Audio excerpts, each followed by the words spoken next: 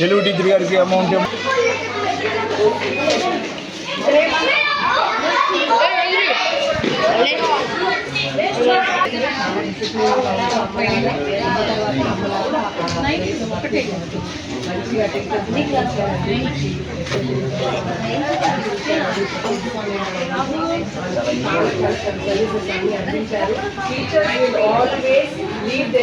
ఏమేమైతే ఎలా ఉండాలి స్టూడెంట్స్ అని చెప్పి మంచి మాటలు చెప్పి మంచి లక్షణాలన్నీ కూడా మనలో ఇంజెక్ట్ చేస్తారు.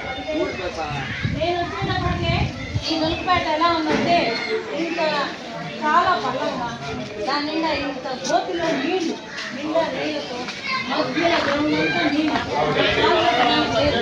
నేను వచ్చి జాయిన్ అవ్వడానికి వచ్చినప్పుడు ప్రేయర్ ఇక్కడ జరిగేదన్నమాట.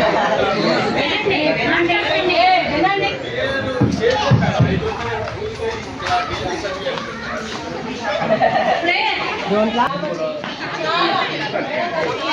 ఏం సార్ వెళ్ళిపోతారు?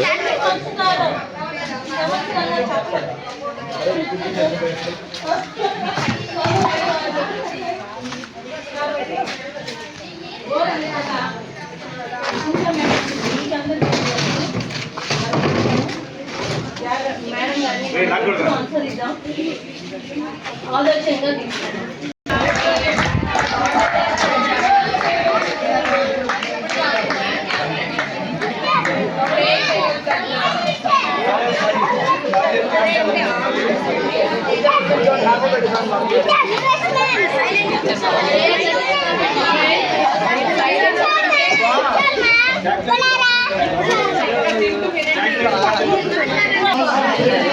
అరే మీకు చాక్లెట్లు ముఖ్యమా టీచర్ గారి వాళ్ళ గురించి?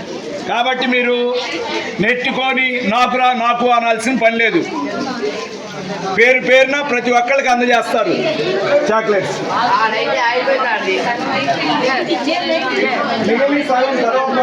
పిల్లలు ఎవరు ఎగమట్ల దానికోసం సభాధ్యక్షులు అంటే ఇప్పుడు మన వరుణ్ కుమార్ గారు హెచ్ఎం గారు గెలిచేటి పత్రికతో సంతకం పెడతారు. ఆ పోస్ట్ లేదు మాలాగా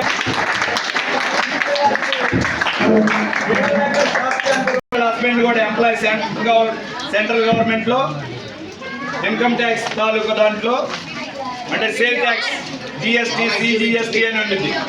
ఆ డిపార్ట్మెంట్ ద్వారా 4 లక్షల రూపాయలు ఈ పాఠశాలకి తేవడం, రంగులు పోయటం, గ్రిల్స్ కూడా పెట్టిద్దాం అనుకుంటే ఇక్కడ రోత చేస్తున్నారని ఆ రంగులు వేపించిన నెక్స్ట్ మళ్ళీ సెలవుల నుంచి వచ్చే వరకు ఇక్కడ పేడ ముద్దలు కనపడ్డాయి.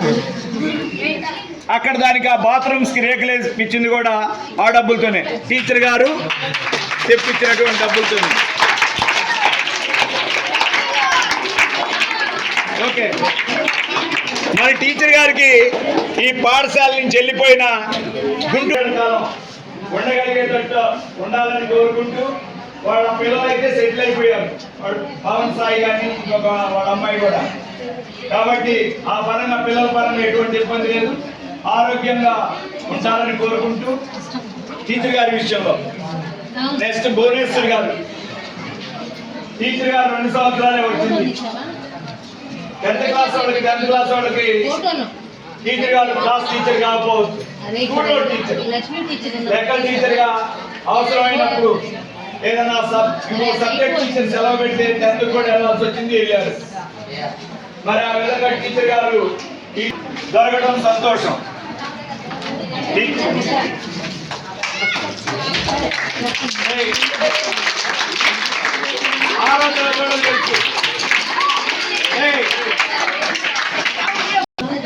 రిజల్ట్ ఎగ్జామ్ జరగకుండానే జరిగిపోయింది.